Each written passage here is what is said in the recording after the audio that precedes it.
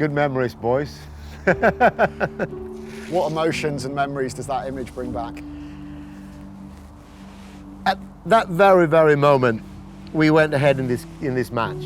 And at this time, Europe were winning the Ryder Cup, as we normally do in Europe. But as it has turned out, this is the last time that Europe actually lost on European soil. So I'll never forget that, but this obviously is a really strong memory. It's the one and only Ryder Cup single I have played and probably ever will play, most likely anyway. And having won that, it's obviously important. It brings back great memories. I beat John Cook that day and I stayed steady, and I remember also being a rookie that year. Peter Baker had a fantastic Ryder Cup, and it sort of kind of stopped me from getting my chance to play a bit that week. But you know, he won 5 games out of 5. What can you do? He was the star of the team. And once I got my chance to play, I played really nicely, and I got my point on the board. And sadly, as we had a few really bad hiccups that day, we lost the Ryder Cup, and that was the first time I had to see the Spaniards, especially the Seves and the Olazábals, emotionally hurt in a way I never thought possible. And that gives me the understanding what Ryder Cup meant to them. And until we actually lost that evening, I think, and didn't really understand what it was all about. It was once I packed my stuff and got away from there and realized that I did all right, but we lost, and what it meant to European golf, and maybe not so much to me, you know, at that stage. And then after that, it's become a big part of my life, obviously. What was it like to share the team room and that week and the experience of it with those great players? Yeah, I had the opportunity, or the way it turned out for me was that I got to play with my heroes. You know, I'd love to play another 5 or 10. As many as you can, but this was the only one I got to play, and I got to play with the Faldos, the Montys, the Langers, Seves, Olazábals, Woosies. I played with them all, which was fantastic. I was only I was 23, haven't even turned 24. And at that stage, I mean, I've been on all these putting greens as kids, being Seves, being Faldo, looking at Langer trying to win the British Open, you know. They were my heroes. And I played Ryder Cup with them. There's nothing wrong with the rest of the next generation, but I played uni golf with those. I played British boys and beat them, and you know, right, left and centre, but this was different. How satisfying as well, amongst all of those great people, your heroes, you were able to play some really good golf and create a moment and a victory like that one in front of you. Yeah, you know, and for me also at that point, I was the first Swedish golfer to play in the Ryder Cup, and you know, I've heard my old national anthem early in the week, crying out my eyes, and you know, and then being able to win. I keep looking back at one of my very best friends, Peter Hansen, for example. He's done even more than I did in the game afterwards, but I keep asking him, and it's about the only thing I can ask him nowadays is, how many Ryder Cup singles have you won? And that's about the only question I can ask that's got any effect on him. But I mean, you know, I look back at this as one of my probably greatest memories in golf. How significant of a moment, as you say, being the first Swede, was it? Not just for you personally, but for Swedish golf as a whole, and the great strength we've seen come through, and the importance of having I think at this stage here, after this, Sweden realised that we were a part of the Ryder Cup, but we needed to be, you know, it was a European team, we should have players in there, and after me, they followed, you know, it was a bunch of them. And I think a lot of them sort of felt like the barrier was broken. For me, you know, I went a little empty, like it's very often in sports. I can look back, and now it's gone 30 years, and I can look back and I say, yeah, I was a bit empty for a couple of years afterwards. What do I do next?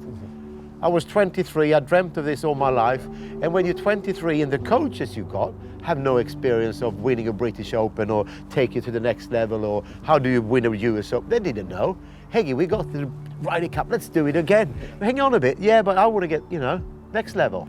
And today, the coaches of Swedish golf are so different. There's so much more, you know, the knowledge is so much greater. They have all the experience. We have a Stenson who's won a British Open, and we got an extensive amount of players who's won Ryder Cups. And so it's in a completely different situation now. We're looking for the next major winner.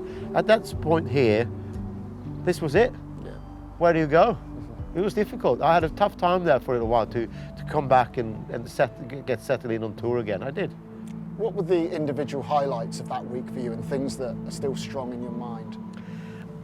It's a very, you know, there's a lot of stuff on the golf course, obviously, but I do remember walking into foyer, the reception of Belfry Golf Club, and there was the Ryder Cup trophy right in front of the reception. I had it.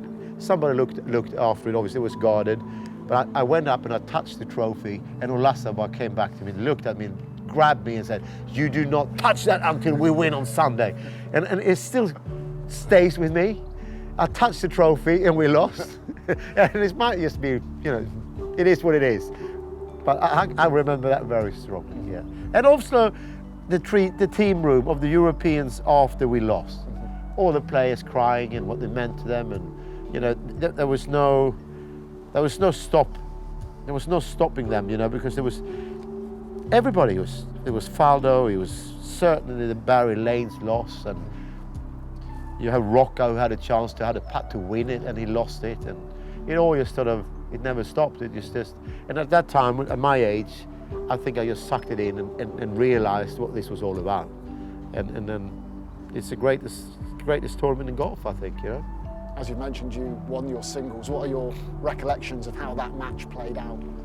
I remember all of it. I hold a really nice putt on 17 to stay square. So got a little hot on a birdie try there from about 18 feet, which I knocked a good 5-foot pass, and I knocked it in. And then I remember hooking it off the tee on 18, and I must have been so close to hit some of those buggies with carrying the TV cameras.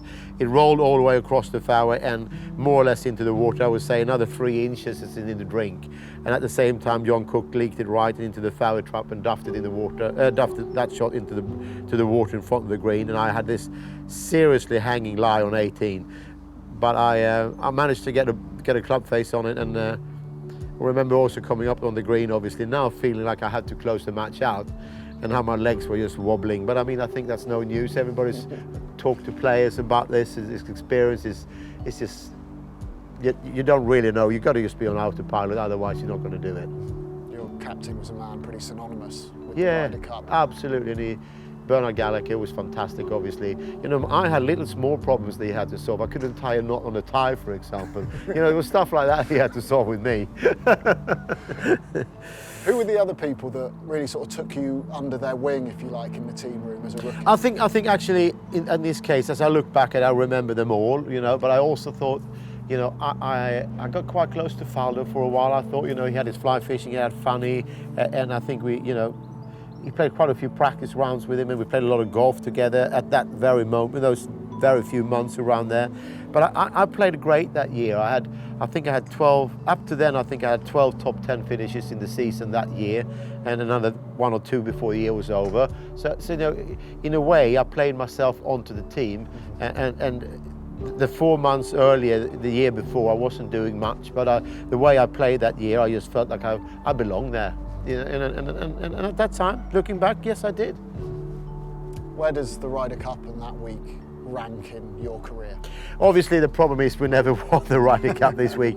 But for me, this moment right here, when I win this single on 18, is together with winning my home tournament in Sweden, Scandinavian Masters, my proudest moment.